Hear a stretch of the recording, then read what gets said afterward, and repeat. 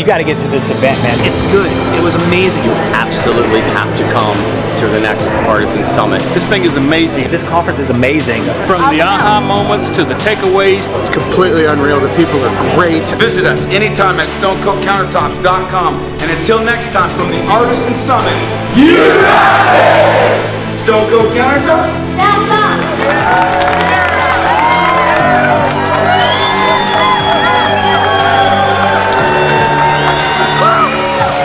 The purpose of this summit is really simple. We were told at an event, if you have a niche market, if you have a community and you don't have a summit or a place annually that people join and come together to collaborate, meet one another, and learn from each other, if you don't have that, start it. So we started it, and you're in a big beta test. Are you guys excited for that?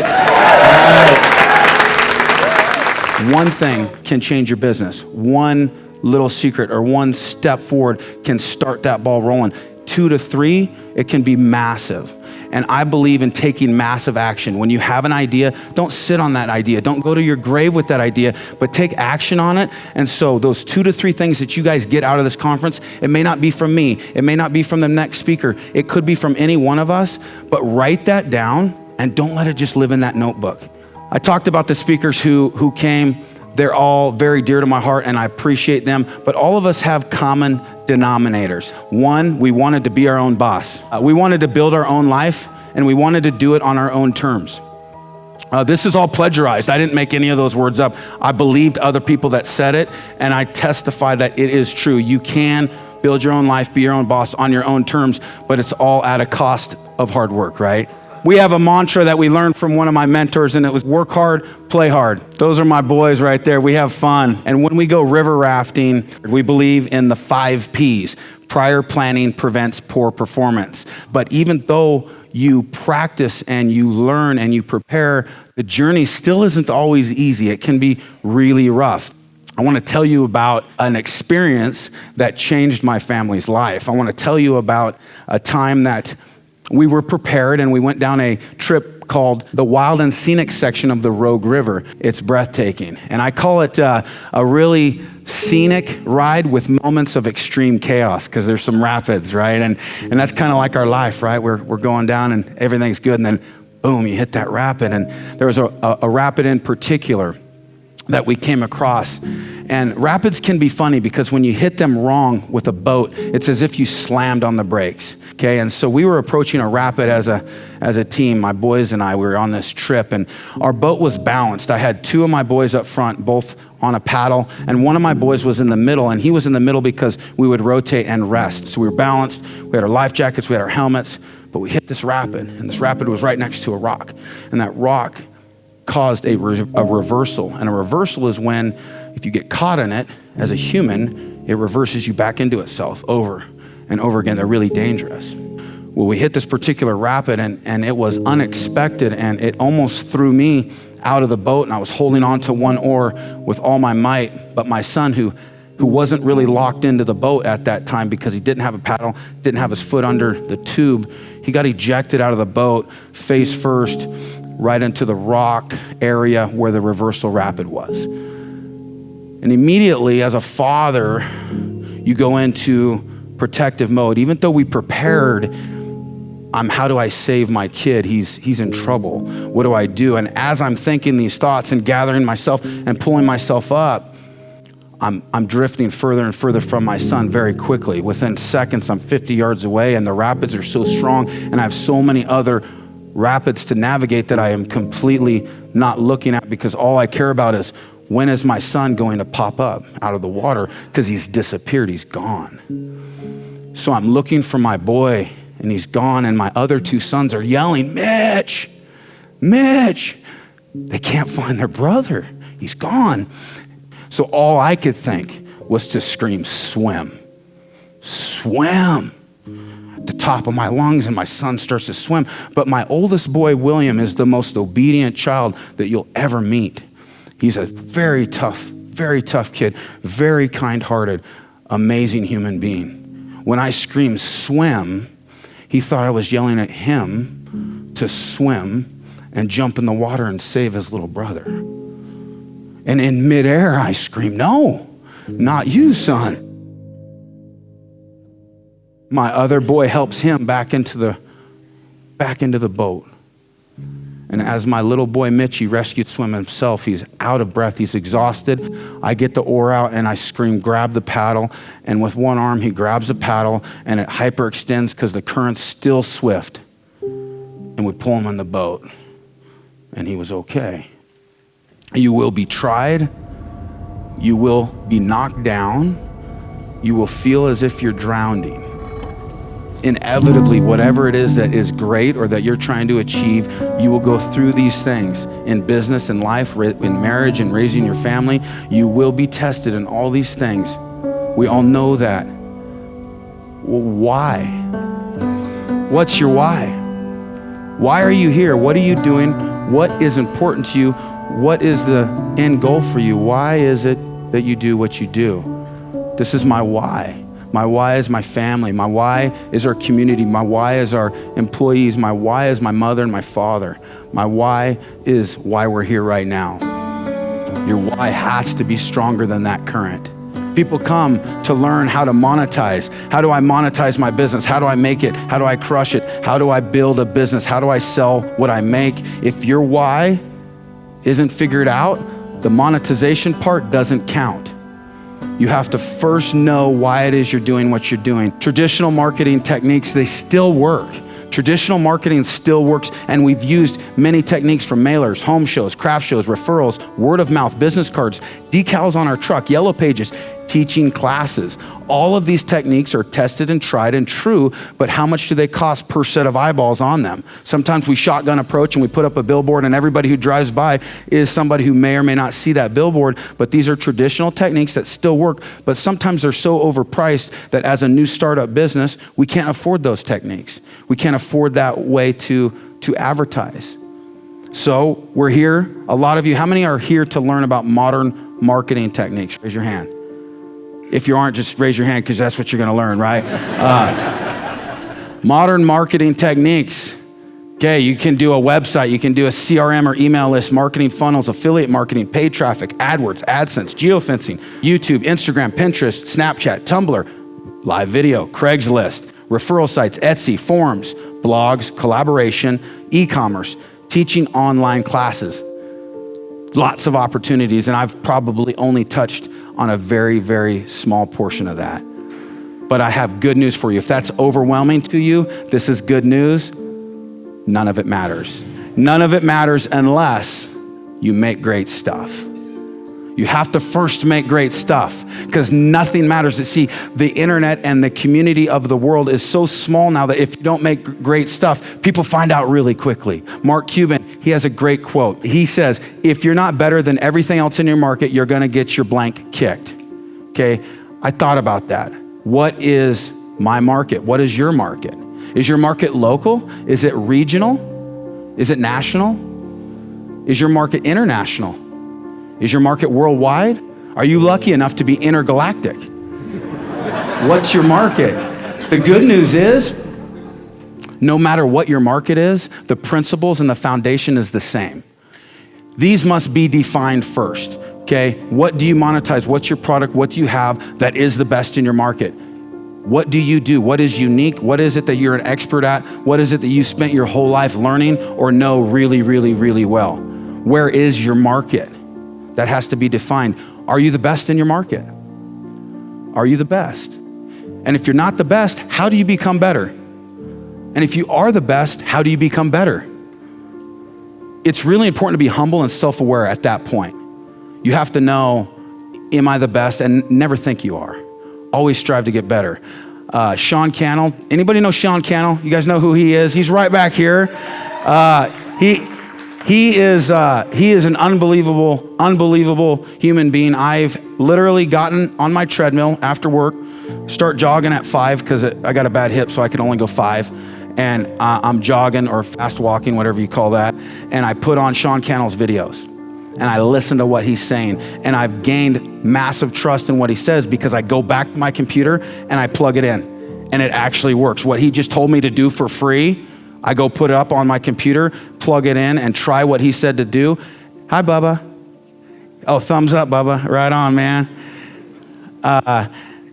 It works. And he has the best piece of advice I'm probably gonna give you is right here. This is what Sean says about being an overnight success.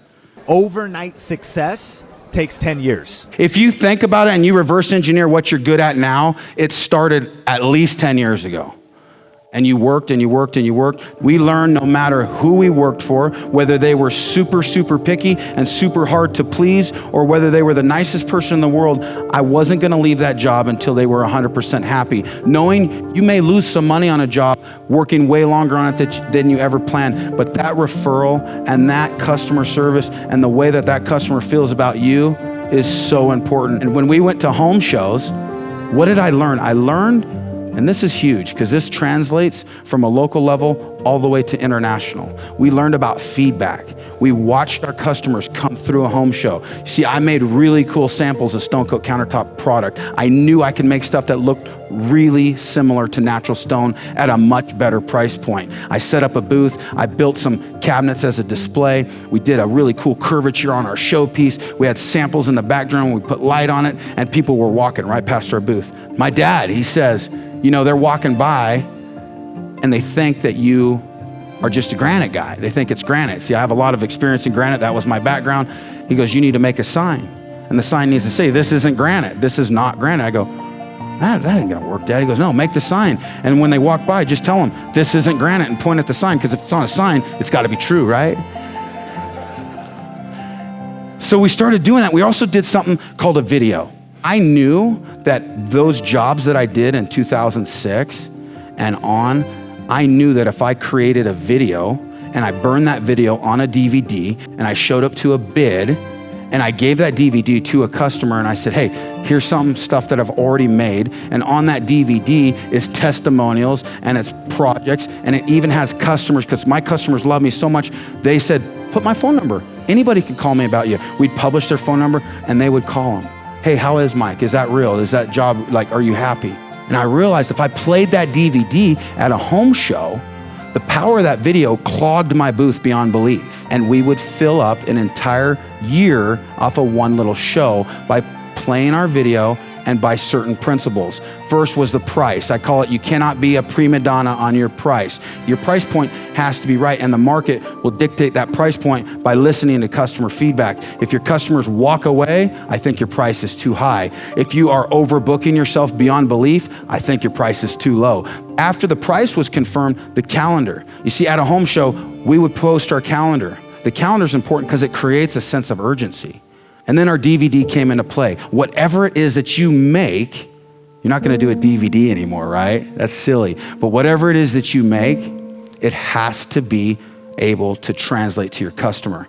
If you show people the creative process, if you connect people to what it is that you make, they really fall in love with what it is that you're making. See, we realized that DVD that I was burning and I was handing out at a home show, that a certain thing came along called YouTube that I didn't know about, and YouTube was so cool that they let me not burn DVDs anymore. I just simply uploaded that to this thing called YouTube, and then I got to send that link with my bid, and I knew if anybody took the time to watch that link, they would most likely hire me. My close rate jumped dramatically because of video.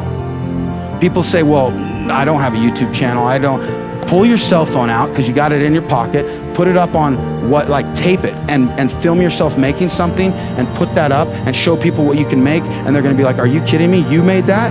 And yes, I did. And watch what happens. See, I could stand up here all day long and tell you that I'm really, really cool and good at making counters. And you'd be like, you're full of yourself, I don't care, you're too high, your price is too much.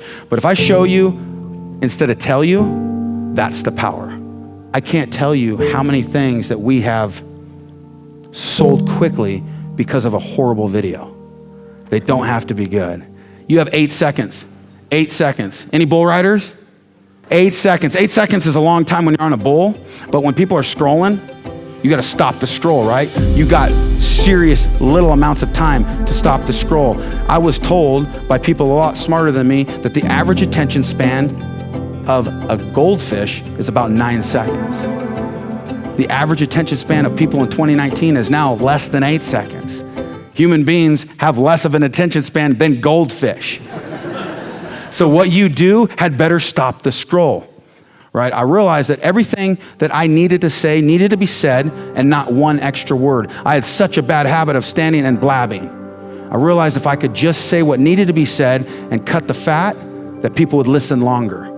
I listened to that feedback. I realized that if I had an ability to captivate an audience, I might be able to educate them on something that I do that they might be interested in. So it's really important to work on that, to get better. Whatever it is that you sell, you have to be able to capture attention, captivate an audience, and do it in a way that's somewhat entertaining, because that 8 seconds is quick. Gary Vee says, give, ask, don't expect. So very true for how we built our business and how we continue to build business. Sean Cannell says, punch fear and perfectionism in the face. Punch it in the face. I totally agree with that, because it's scary getting up in front of a crowd of people, right? What's the worst that can happen? Make a video about what you do and watch what happens.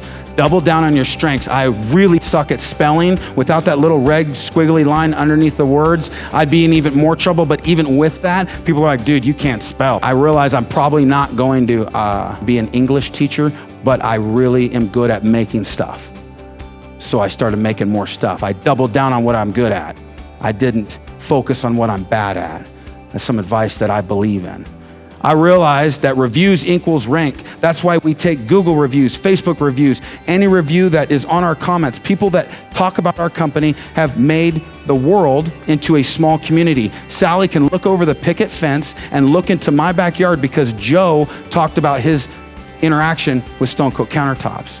And they could talk from anywhere in the world and tell each other what their experience was, because I can't go audit and edit the Google review and everybody knows it. Amazon review. Raise your hand if you read reviews before buying something on Amazon. That segues into your business right now. Okay, everything that you do in your local community will be talked about. You will get massive jobs because of word of mouth and review, right? We realize that subscribers, although it's a vanity metric, people don't want to be the first to the party. Carl Jacobson, massive amount of people who watch his videos on how to make great stuff. Okay, Paul's Toolbox is in the house. You guys excited to hear from him? Massive subscribers. Patrick, massive subscribers. People pay attention to what he's doing because they ain't the first to the party. But how does that translate on a local level? Because of reviews. People talk. People will talk about your business. It is so hard to gain trust. That first $0 to $1 is very difficult for somebody to pull out their credit card and trust you enough to give you $1. It's easier to get between $1 and $1,000 than it is between 0 and 1. So once you earn that first customer's trust, you need to retain that trust by fulfilling what you do and fulfilling your promises and giving more value than what you ask. 5149, Gary Vee talks about this. If you always strive in business to give more than what you're asking in return to your customers, to your employees, to anybody that comes in contact with you, if you're striving to give more and the other person's striving to give more, it's a winning relationship. That's part of our mantra and our culture and our business. Reviews equals rank. Reviews far outweigh modern marketing. You can do all the best marketing in the world. You can be extremely good on your ad, but if you don't fulfill what you promised, all that work with marketing means nothing. You will fall out. You will fall out of that boat. It's going to get rough. You will have to swim through the rapids. Your personal development is your helmet. You see, we have in our pocket a smartphone that has as much information as every major media company had at their access 20 years ago. You literally have in your pocket. What is it that you use for personal development? What do you put in your head? Do you listen to how to change your life, or do you watch videos of cats playing with yarn? What do you put in your mind, body, and spirit? How do you protect your personal development?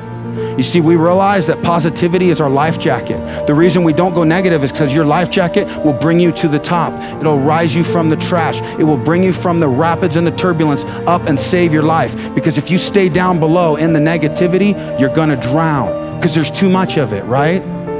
Stay positive. Your effort is your swimming. If you swim for your life, you won't drown. If you swim when that's really, really hard, when your business it feels like you can't proceed any longer, if you swim, that's your effort. Because what's the alternative if you stop swimming? We've been at this for many years. See, our family's mantra and our customers' mantra and what we say at the end of every video isn't because it was catchy. It's because we believe it ourselves. We believe in the fact that if you tell yourself you can, you got it. We believe if we simplify things and make it transparent, that people can get it. We believe that the guy who is in a truck right now and wants to be home with his family, he's looking for a side hustle to maybe segue into a business, can do it. We've seen it happen. It's repeatable. It's not complicated. It's hard work. It's hustle. It's never quitting. It's swimming when the rapids are drowning you.